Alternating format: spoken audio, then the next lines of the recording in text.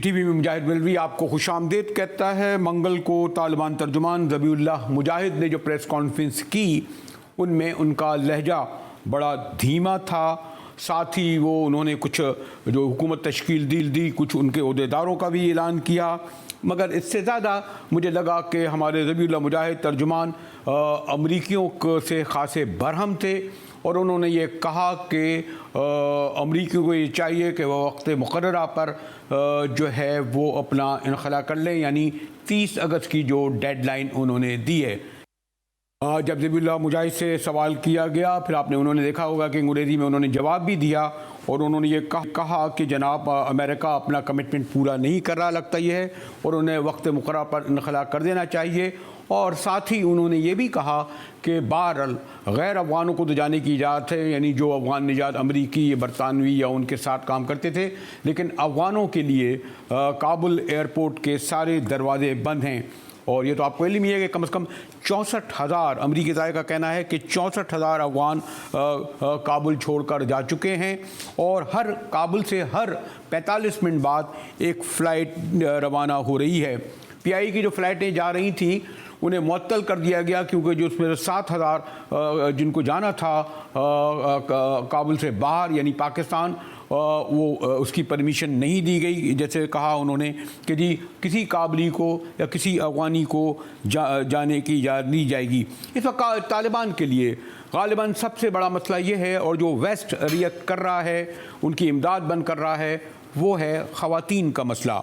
और ख़वातीन के मसले इसलिए अहम है ख़ास तौर पर वेस्ट के लिए, बल्कि हमारे जैसे मुल्कों के लिए भी, कि तालिबान ने जो अपने पहले दौर में जिस तरह ख़वातीन के साथ ज़्यादती की थी, ऐसा लगता है कि उसकी वो अभी तक अफ़गानों ख़वातीन के बल्कि सारी दुनिया के जहन में वो याद ताज़ा है कि उनके साथ किस तरह ज़्यादती होती थी। और तालिबान और इस वक्त भी अगर आप देखें कि जो आपको नज़र आ रहे हैं तालिबान इस वक्त जो है सड़कों पर या चौराहों पर, उनमें उनके लिबास से कैसे हम ये समझ लें कि उनकी सोच में तब्दीली आई है। इसीलिए मैंने कहा ना आपके वो याद ताज़ा है कि अगर तालिबान तब्दील हो गए, वाकई तब्दील हो गए हैं, तो फिर उन्होंने ये पाबंदी क्यों करी, यानी अफ़गानों के लिए कि वो काबुल एयरपोर्ट नहीं जाएं। वैसे दिलचस्प बात यह है कि जो लोगों से कमिटमेंट लिए पेशावर और कोयटा में, वो मिले जुले थे और उसमें कुछ जो पेशावरी थे वो खुशामदीद कह रहे थे। कोयटा में भी हमने पश्तूनों से पूछा कि आप इस बारे में क्या कहते हैं, तो आइए ज़रा वो कमेंट सुनते हैं जो पेशावरियों के थे काबुल में तालिबान के लिए और जो कोयटा में थे। अभी तक जो तालिबान के इक़दाम लग रहे हैं, यानी लड़कियों के स्कूल के हवाले से, तालीम के हवाले से, अभी तक वहाँ पे सब कुछ नॉर्मल चल रहा है। इससे लगता है कि अफ़गानिस्तान में अमन आएगा। जिस तरीके से ये वाले तालिबान जो काबुल में जिस मेचेवर तरीके से इसने एंट्री की है ना, तो इससे अंदाज़ा लगाया जा सकता है कि ये इंशाल्लाह अमन कायम होगा वहाँ पे। बाकी जो अवाम है, काबुल के अवाम, उनको चाहिए कि इसके साथ ताउन करे। अगर अवाम ताउन करे इंशाल्लाह अमन आ सकता है। जो गुट तालिबान की हम एक शक्ल देख रहे हैं, पहले तालिबान हम देखते थे जो गोला बारूद दहशतगर्दी से जो थे अपने मुतालबात तस्लीम करवाते थे, मगर अब हम देख रहे हैं कि जो गुट तालिबान है वो एक मरतबा फिर उभर कर सामने आए हैं, तो ख़ित्ता जो है वो एक मरतबा फिर अमन की तरफ जो है वो चल पड़ा है। उम्मीद की जा रही है यार, मैं नहीं समझता हूँ कि अमन आ जाएगा। एक तो इसलिए कि तालिबान ख़ुद एक ग्रुप है और ये अमित करज़ई भी कहा ये ग्रुप है। वहाँ पे मुख्तलिफ कबाइल है, जैसे यहाँ पे कबाइल है, बलूचिस्तान के एग्ज़ाम्पल मैं देता हूँ, कबाइल है तो वहाँ पे कौमी असम्बली में और सूबाई असम्बली में दोनों में कबाइल आते हैं। लेकिन उधर इस दफ़ा जो है सारे तालिबान आ रहे हैं। जब तालिबान आ रहे हैं तो मैं नहीं समझता हूँ कि वहाँ पे अमन आ जाएगा। फिर इंटरेस्ट है यहाँ पे नेबर्स की, ईरान का अपना इंटरेस्ट है, पाकिस्तान का अपना इंटरेस्ट है, सेंट्रल एशिया का अपना है, चाइना का अपना है। तो इस सूरत हाल में मैं नहीं समझता हूँ अगर मुकम्मल तौर पे जब तक हमसायों का मुदाखलत नहीं होता है और इसमें इंटरनेशनल गारंटी नहीं होता है, तब तक जो है अमन मुश्किल आ जाएगा। मेरे को तो लगता है इंशाल्लाह ताला वहाँ पे अमन तो बिल्कुल आया भी नहीं है, क्योंकि जो है ना वो किसी और के कहने पे जो है ना सर तालिबान आए हुए, ये बिल्कुल अमन नहीं आएगा और ना ये माजरीन वहाँ पे जाएंगे। अगर गए भी ना, है ना दिलचस्प बात कि जो पेशावर के पश्तून थे या पख्तून थे वो तो खुशामदीद कह रहे थे, उनका ख्याल था अमन है। लेकिन जो मैंने कोयटा में गुफ्तगू की, वैसे काफ़ी तादाद में ये दो नुमाइंदा थे जिनका ख्याल ये था कि कोई अमन नहीं तालिबान ला सकेंगे, शायद अपने माजी के तजर्बे की बुनियाद पर कर रहे थे। और इस पाक अफगान सूरत हाल के हवाले से जो एक बहुत अहम जो इशू है वो है पाक अफगान ट्रेड। अभी तक कराची से जो है वो जो है सैकड़ों की तादाद में ट्रक, चाहे जंग हो या अमन, काबुल जाते हैं, काबुल से दुशंबे जाते हैं। इसी तरह चमन के रास्ते, तोरखम के रास्ते। एक हद तक कहा गया है कि ट्रेड कुछ बड़ी है, लेकिन सबसे बड़ा मसला ये है कि जब तक बैंक काम ना करें या वहाँ उस वक्त तक इस ट्रेड को, बायलैटरल ट्रेड जो है दोनों के मुल्क के दरमियान, वो तेज़ी से नहीं हो सकती। हमारे साथ ज़िया उल हक सरहदी, साबिक सीनियर वाइस प्रेसिडेंट पाक अफगान चैम्बर ऑफ कॉमर्स हैं और ख़ुद फेडरेशन चैम्बर ऑफ कॉमर्स के भी बड़े अहम ओहदेदार हैं। शुक्रिया ज़िया उल हक सरहदी साहब, आप तो इसको पूरे बॉर्डर से आते जाते रहे हैं, देखते रहे हैं। बड़ी तादाद में लोग काबुल छोड़ रहे हैं, PIA की परवाज़ें भी मुअत्तल हैं।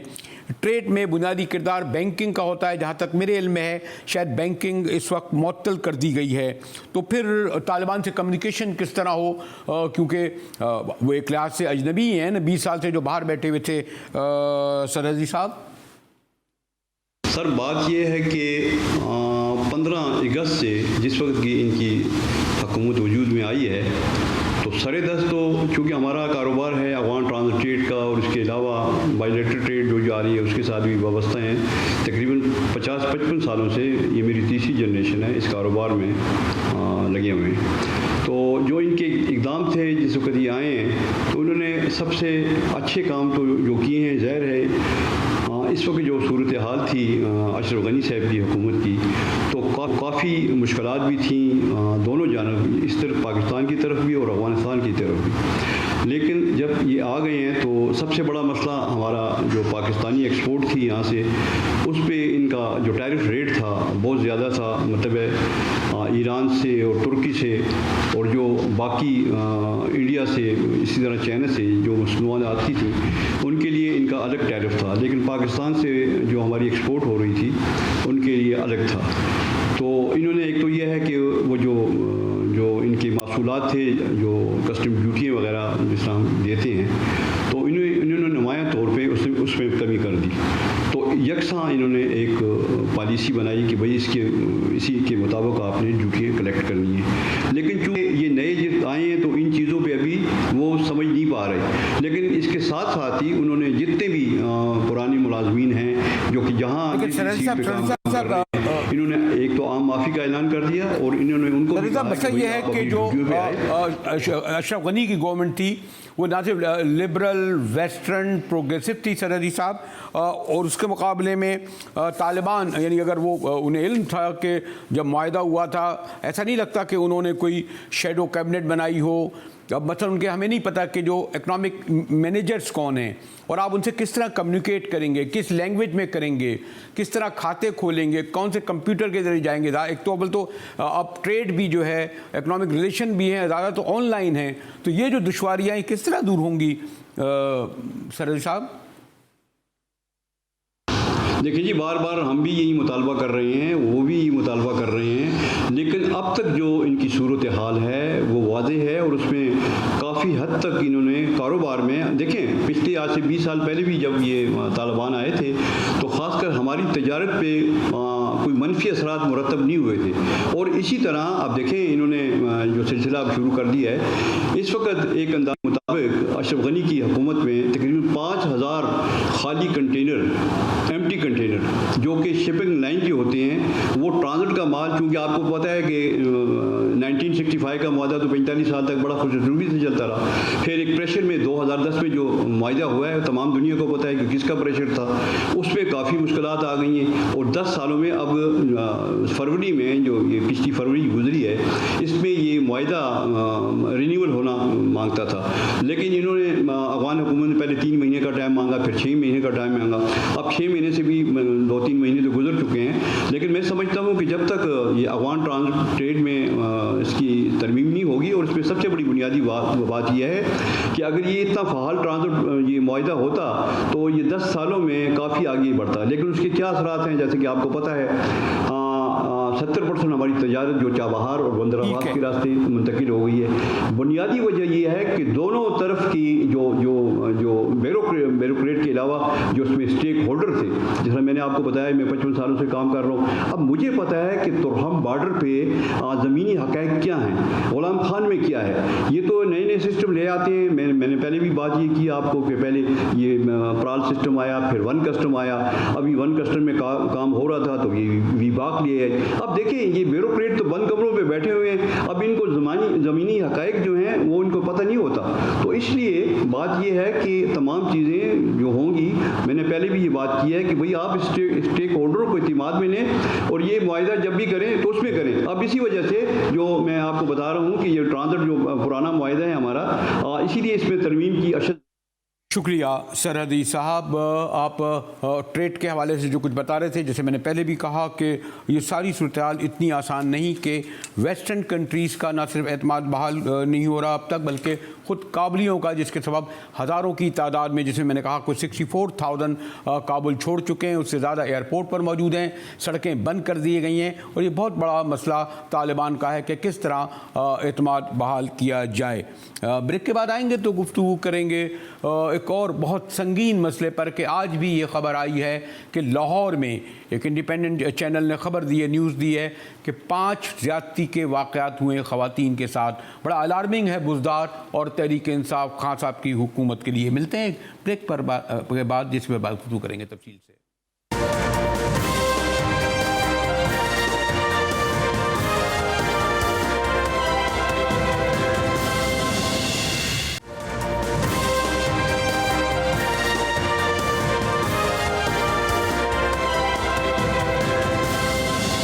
GTV मुजाहिद मिलवी आपको खुश आमदेद करता है। हम तो अफ़गानिस्तान में ख़वातीन के हवाले से गुफ्तगू करते रहे कि या कहते थे जी दिल्ली रेपिस्ट शहर है, लेकिन लाहौर में जो 14 अगस्त को वाक़या, बल्कि सानिया जिसको मैं कहता हूँ, उसके बाद तवातुर से ये ख़बरें आ रही हैं कि एक के बाद दूसरे वाक़यात हो रहे हैं। और इन लोगों को भी अभी मैं देख रहा था कि 14 अगस्त को जो मीनार पाकिस्तान पर टिकटॉक का शानदार वाक़या हुआ, फिर उसी दिन आपने देखा होगा कि रिक्शा पर सवार ख़वातीन के साथ वाक़या हुआ। फिर 22 अगस्त को मुजफ्फरगढ़ में अभी मैं पढ़ रहा था। और सबसे ज़्यादा मैं तवज्जो दिलाना चाहता हूँ अपनी मेहमान वफाकी मुत्तसिब बराए हैरेसमेंट कशमाला तारिक साहिबा को कि आज की ख़बर यह है कि लाहौर में शहर में 5 ज़ाती के केस सामने आए हैं। अगर मैं करीब से दिखाऊं अपनी मेहमान को, और उसमें जौहर टाउन में किसी सौतेले बाप ने बेटी को निशाना बनाया, थाना शाहबाग में, और फिर जनाब मनावा में 10 साला नामुशक को, फिर लारी के अड्डे में 17 साला लड़की को, फिर गिरजा रोड पर 7 साला बच्ची। यानी ऐसी दहला देने वाली ख़बरें हैं कि मेरा पढ़ने का, क्योंकि साहिब औलाद होने के नाते ही नहीं, एक इंसान की हैसियत से भी ये एहसास होता है कि ये शहर मीनार पाकिस्तान और फिर अल्लामा इकबाल के शहर, और जहाँ करारदाद पास हुई वहाँ ये हो रहा है। जी कशमाला भी आपका इदारा, तो चले उस पर बात मैं करूँगा, लेकिन और क्या लगता है, there is no government in Lahore, कोई पूछने वाला नहीं, मुल्ज़िमान को पकड़ा जाते हैं। अब तो 14 इसको भी वाक़यात हो गए, मुल्ज़िम के नाम तक नहीं आए कशमाला बीबी कि कौन लोग हैं ये 60 दिन जो आप कपड़े पहना के सफ़ेद लेके आते हैं, इनको तो स्याह कपड़े पहनाने चाहिए थे। बल्कि कशमाला जी मुजाहिद साहब, आई रियली अप्रिशिएट कि सारा मीडिया इन इश्यूज़ को बहुत अरसे बाद इतना ज़्यादा हाईलाइट कर रहा है, जो कि हमें बहुत पहले हाईलाइट करने चाहते थे। ये इनके तो चेहरे बेनकाब करने चाहिए, पता नहीं उनके चेहरों पे नकाब किस लिए पहनाया हुआ है। आपने बिल्कुल दुरुस्त कहा। और ये इंसान नहीं, ये इंसान के जिस्मों में दरिंदे बैठे हुए एक्चुअली। सो आई थिंक कि पूरी सोसाइटी को इनको कंडेम करना चाहिए, ना कि कंडेम बायकॉट करना चाहिए, और इनको सख्त से सख्त कड़ी से कड़ी सजाएं मिलनी चाहिए ताकि ये इबरत का मकाम बने बाकी लोगों के लिए जिनके दिमाग में इस किस्म का फतूर आता है, उस किस्म के लोगों के लिए जिनके दिमाग डीरेल्ड हैं, जिनको साइकोलॉजिकल इश्यूज हैं, because they are sick people. Normal लोग ऐसी हरकतें नहीं कर सकते। अब इसमें थोड़ा सा मुजाहिद साहब हमें जो एम्फेसिस करना है, जो आप बात कर रहे हैं कि लोग पकड़े नहीं जाते या नाम सामने नहीं आ रहे, एक तो हमारे इम्प्लीमेंटर्स जो हैं, जो हमारे कानून के इदारे हैं, पुलिस है हमारी, उनको ज़ीरो टॉलरेंस और उनको इस किस्म की किसी किस्म की भी नरमी नहीं इनके साथ बरतनी चाहिए। और दूसरा, इन लोगों को सोसाइटी को चाहिए कि इनको पॉइंट आउट करें और पकड़ाएं। साथ ये सिर्फ नहीं, एक अब अगर मैं सॉरी टू से मैं आपको सॉरी टू से मैं 1 मिनट के लिए आपको इसे इंटरप्ट करना चाहता हूं कि एक पर्टिकुलर केस आपके मुतसिब के इदारे के हवाले से है, सिंध के मुतसिब के हवाले से है। एक खातून बेचारी अब जिंदगी से गुजर गई, उन्होंने एक प्रोफेसर के खिलाफ केस चला, पहुंची सिंध में, ये मुतसिब का ये 2 साल पुराना वाकया है, और वो उन्हें बुलाया, गवाह करा। लेकिन वो जो प्रोविंशियल, मुझे नहीं पता कि आपका जो फेडरल मुतसिब का इदारा है ये प्रोविंशियल के अंडर में होता है या प्रोविंशियल अलग होते हैं, लेकिन वो साहब ढिठाई से बैठे रहे, उनका कुछ नहीं किया गया उन साहब का, और यानी वो खातून तो गुजर गई। और मैंने देखा है वो मौसूफ जो है बड़ी तकारीब की सजारत करते फिर रहे होते हैं, उन्हें यानी लोग उस खातून को कह रहे हैं उसको कुछ नहीं कह रहे। ये तो मेरा अपना जाती मुशाहिदा तजर्बा है। तो आपके पास जो, अगर मैं ये पूछूं कि केसेस, अगर आपके पास केसेस आते हैं तो आपने इस दौरान कोई जो हैरेसमेंट के अब इम्प्लीमेंट होते, सजा होते हुए भी देखा है अपने लोगों को या नहीं? अच्छा, मैं आपसे ये कहूँगी कि वाइल आप हमारे से बात कर रहे हैं, और आई विश कि हमारा दिन का वक्त होता, या आप हमारी अभी कंप्लेंट खोलें, हमारी वेबसाइट खोलें, FOSPAH है, FOSPAH, वो खोलें और आप ऑनलाइन कंप्लेंट करें और आपको सुबह ही वहाँ से वापस मैसेज आएगा। आप एफिशिएंसी देखें और फिर उस पर एक शो करें, और आपको हमारी केस लिस्ट, हर चीज़ डे टू डे हमारी वेबसाइट पे मिलेगी, हर डिटेल मिलेगी। हम अभी 21वीं सदी के साथ चल रहे हैं कि हमें कोई एक फ़ोन कॉल करे, हर एक के हाथ में अब शऊर है, ये मोबाइल फ़ोन है जिसके ऊपर हर किसी के पास भेज दिया तो फिर क्या हुआ? लेकिन भेज दिया तो फिर क्या हुआ? फिर क्या आपने उसको फॉलो किया? वो कोर्ट में गया जी, यो केस पुलिस ने पकड़ा, कोर्ट में गया, सजा हुई, हमारे पास आएंगे जी बिल्कुल, हम सजा देते हैं जी, हमने सजा देनी होती है, कोर्ट हम ही है ना, तो हमारे पास 2 महीने में फैसला होता है। आप आए, बल्कि I would like to invite your team कि आप हमारा ऑफिस विजिट करें और आप आके खुद देखें कि काम कैसे हो रहे हैं और महीने में हम कितने केसेस निपटाते हैं। तो सीइंग इज बिलीविंग, आप आइए और देखिए। और कितनी खवातीन जो एक डिपार्टमेंट से आती हैं तो बाकी उनको सुन के उनमें तकवीयत आती है कि हमें यहाँ से इंसाफ मिले। आज ही मैं आपको एक बात बताऊँ, मैं ऑफिस में थी तो मेरे पास एक मेरे रजिस्ट्रार आए, तो उन्होंने कहा कि मैंने कहा आज नए कितने केसेस आए हैं, तो वो बता रहे थे, तो उन्होंने कहा जी एक केस FST से आया है, यानी सर्विसेज ट्रिब्यूनल का केस था। तो मैंने कहा हमारे पास क्यों आया? तो कहते उन्होंने वहाँ पे हम गए रजिस्टर कराने FST में, तो उन्होंने कहा कि नहीं तो मैडम कशमाला के पास जाओ, वहाँ से इंसाफ मिलेगा। तो मैं अल्लाह के आगे शुक्र अदा कर रही थी कि हमारे पास ये रेपुटेशन है कि जो हमारे पास आता है। 5 केस रिपोर्ट हुए हैं लाहौर के, लाहौर आपके जुरिडिक्शन में आता है ये जो 5 केसेस जिसके मैं जिक्र कर रहा हूँ, ये रिपोर्ट हुए? ये हैरेसमेंट मेरी ये बरेलवी साहब, हमारे पास हैरेसमेंट एट वर्क प्लेस, यानी कि काम की जगह पे जिन खवातीन के साथ हरासियत होती है तो वो हमारे पास आ सकती हैं। उसमें कोई उनको तंग कर रहा हो, मैसेज कर रहा हो, छेड़ रहा हो, बॉस तंग कर रहा हो, प्रेशराइज कर रहा हो, बड़ी चीजें होती हैं। आपको पता है कि लोग प्रमोशन कर रहे हैं, कॉन्ट्रैक्ट जो है उनको परमानेंट नहीं करते, तो कत्ल किया जा रहा है, या तो कत्ल कर रहे हैं, यहाँ तो कत्ल कर रहे हैं। बिल्कुल बिल्कुल, यानी ये तो इससे और बढ़ के बात हो रही है ना। इसके ऊपर जी मुजाहिद साहब, इसके ऊपर हमें मुआशरे को, हमारे जो बाकी इदारे हैं, इन सबको मिल के कोऑर्डिनेट करना चाहिए। पुलिस हमारे इदारे के साथ करे, आपके जो हैं DC ऑफिसेज हैं वो साथ मिल के करें। हम तो अब बल्कि हुकूमत ने बड़ा अच्छा काम किया कि खवातीन को जायदाद में हिस्से के लिए 2 महीने लगते हैं हमारे पास एप्लीकेशन दें। अगर आपके भाई नहीं दे रहे, ससुराल वाले नहीं दे रहे, कब्जा किया हुआ है किसी ने, आपने कल रात को भी सुना एक प्रेसिडेंट साहब ने ऑर्डिनेंस आया कि कब्जे की जगह खाली हो सकती है। तो हुकूमत अच्छा काम भी करिए, लेकिन मजीद एक तो मैं आपके पास यकीनन आके ये इसको फॉलो भी करूंगा, लेकिन यहाँ मसला है ये है कि आप जिस हैरेसमेंट की बात कर रही हैं, ये जो साइबर क्राइम है, मैंने उसको भी फॉलो किया है, FIA वालों को भी। यहाँ प्रॉब्लम ये है कि पुलिस ऐसा केस ही नहीं बनाती कि फिर अदालत में जब जाए तो उसको कन्विक्ट किया जाए। यहाँ मसला आ रहा है ना वो, और कई ऐसे वो लोग हैं जो बार बार पकड़े जाते हैं, बार बार करते हैं ये काम। इसके लिए आप क्या कर सकती हैं? कोई नहीं कर सकता। आप कहते हैं माशरे को करें, माशरा क्या करे? हम सब ने देखिए, माशरे को और इन पुलिस वालों को, इन सबको हमें सेंसिटाइज करने की जरूरत है, इनको अवेयर करने की जरूरत है लोगों को कि आपके राइट्स क्या हैं। आपको वकील करने की जरूरत नहीं है, आप चुप ना रहें, आप सहे ना, आपकी विक्टिम शेमिंग नहीं होगी, उसको शेम करें जिसने गलत काम किया है। हमारी बेटियां जो हैं वो हमारी अपनी लखते जिगर जो है, उनको आप हैरेसमेंट होने से डराएं ना कि बेटा चुप कर जाओ, बदनामी होगी, चलो इग्नोर करो।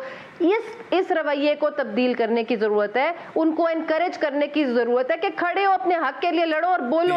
तुम्हारी शर्मिंदगी की बात नहीं है, उनके लिए शर्मिंदा करने की बात है। आपका काम, आपका जो इदारा कर रहा है, लेकिन बात उससे बढ़कर है, जो स्टेट की मुलाजिम पुलिस है, जो चौराहों पे खड़ी है, जो गलियों पे खड़ी है, वो तो ये देख लीजिए कि आपने वो बेल्ट क्यों नहीं बांधी, आपके पास लाइट बत्ती क्यों नहीं जल रही, उस बेचारे पर रोशनी क्यों नहीं। यानी छोटे छोटे बातों में जगह जगह हमें क्या पुलिस करती हुई नजर आती है। उन्हें ये नजर नहीं आता कि ये जो इतना बड़ा वाक़या जैसे मीनार पाकिस्तान के हुआ, तो प्रॉब्लम ये है कि जो स्टेट की जिम्मेदारी है, स्टेट के इदारों की जिम्मेदारी है, स्टेट की पुलिस स्टेट को जवाब दे, और लोग उसका विक्टिम है। यहाँ तो हम लोग तो सॉरी टू से वर्दी को देख कर खौफ आता है। बिल्कुल दुरुस्त कह रहे हैं कि लोगों को बल्कि फील ये करना चाहिए अब बाहर के मुल्कों में हो कि हम अगर पुलिस स्टेशन जाते हैं तो वहां पे हमारा तहफ़्फ़ुज़ होगा, लेकिन अनफॉर्चुनेटली कई जगहों पे ऐसी रिपोर्ट हुई है कि पुलिस वाले और साइबर क्राइम वाले, FIA वाले ही उन लड़कियों को ब्लैकमेल कर रहे होते हैं। तो ऐसे लोगों को सख्त से सख्त, पुलिस वालों को भी अपने जो उनके सिपाही हैं, जो ऐसे लोग हैं जो काली भेड़े हैं बीच में, सब लोग ऐसे नहीं होते, मगर उनको सजाएं देनी चाहिए, उनको डिसमिस करना चाहिए नौकरी से, ताकि वो कहीं मुआशरे में हर कोई उनको थूके और उनको दोबारा कहीं नौकरी का मौका भी ना मिले।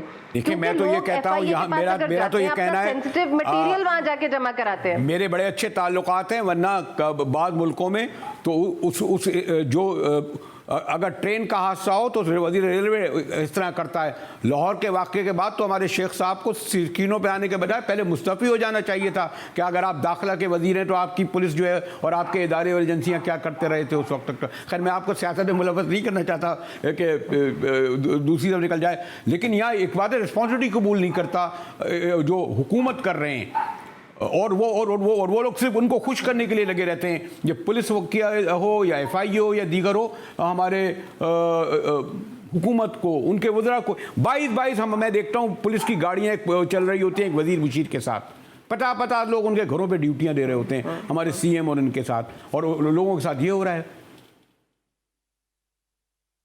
देखिए मुजाहिद साहब, वो आपने जो बातें की आप दुरुस्त कह रहे हैं, लेकिन मैं यहाँ पे ये कहूँगी कि आपके तवज्जुह से मैं कहती हूँ शाबाश है उन लोगों को कि जो जाके रिपोर्ट कर रहे हैं, शाबाश है उन लोगों को जो जिहाद कर रहे हैं ये ताकि उनकी बच्चियों की तरह बाकी बच्चियों के साथ ये दरिंदे सलूक ना कर सकें और ये अपने कैफे किरदार पर पहुँचे। इनको हमें देखें मुजाहिद साहब, पहले इतनी रिपोर्टिंग नहीं होती थी, इनको हमें थपकी देने की ज़रूरत है, इनके केसेस को फॉलो अप करने की ज़रूरत है ताकि वो एंड तक पहुँचे और बीच में ना रह जाए।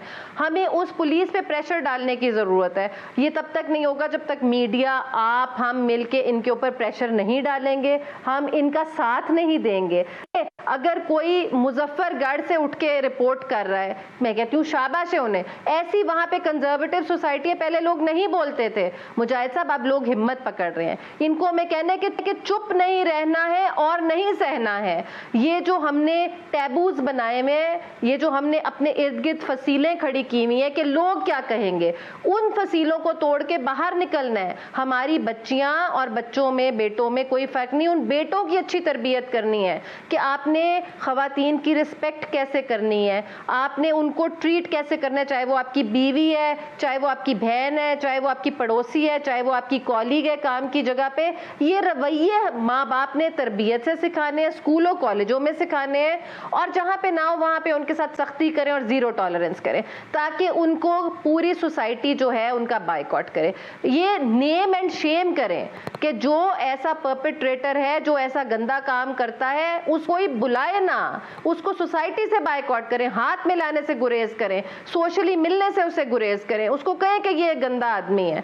अव्वल तो ऐसे बंदे को बाहर खुला छोड़ना ही नहीं चाहिए, दें उनको लाइफ टाइम इम्प्रिजनमेंट, दें उनको डेथ पेनल्टीज जिनकी यहाँ पे हैं। हम क्यों रिलेक्टेंट हैं? कम जहां पाक गंद कम करें सोसाइटी से।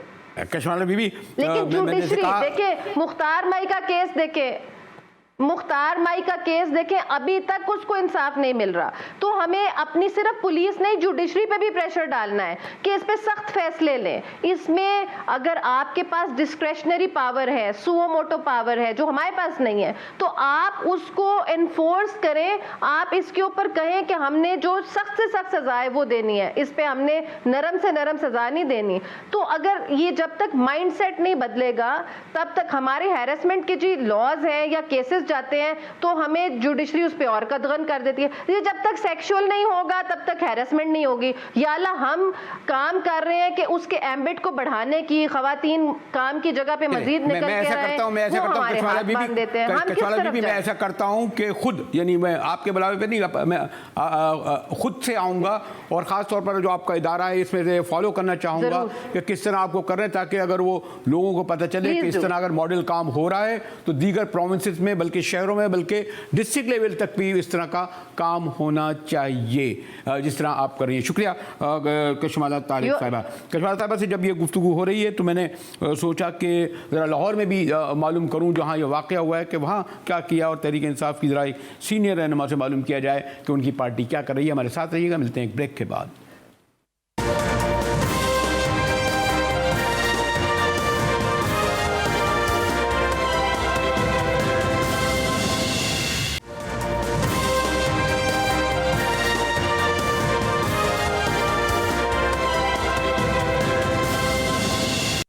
शायर रोमान इनकलाब अहमद फराज की 13वीं बरसी पर मैंने कहा कि सब हंगाम में ज़रूर याद करना चाहिए कि फैज़ साहब हों, हबीब जालिब हों, अहमद फराज हों, इन्होंने कड़े दौर में भी, सख्त दौर में भी अपनी शायरी के ज़रिए जमहूरियत का, इंसानी हुकूक़ का आवाज़ बुलंद रखी। और ज़ाती तौर पर तो मुझे फराज साहब से बड़ा क़ुर्बत रही। जब मैं प्रेस क्लब का सेक्रेटरी था, मेरी दावत पर प्रेस क्लब आते थे। बल्कि अगर मैं ये कहूँ कि प्रेस क्लब में या कहीं भी कोई मुशायरा उस वक्त तक मुकम्मल नहीं हो सकता था जब तक कि अहमद फराज ना हो, हमारे हबीब जालिब ना हो। हाँ, हमारे शहर के जॉन एलिया भी हों, कुछ नाम अगर रह भी गए, लेकिन आज फराज साहब को जब याद कर रहा हूँ तो पूरा दौर मेरे सामने मौजूद है।